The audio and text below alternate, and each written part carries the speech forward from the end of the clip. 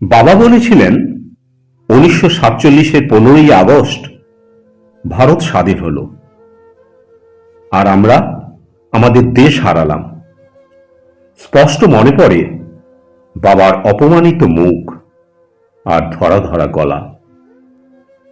আমি তখন 13, কথার মর্ম ঠিক বুঝিনি। মন ছটপট করছিল। বাইরের হুল্লোড়ে গলা মেলাবার জন্য। প্রভাত ফেরিতে বাসছিল বিগুল। পাশের বস্তির বাচ্চারা কি নিয়ে চেঁচামেচি করছিল কে জানে।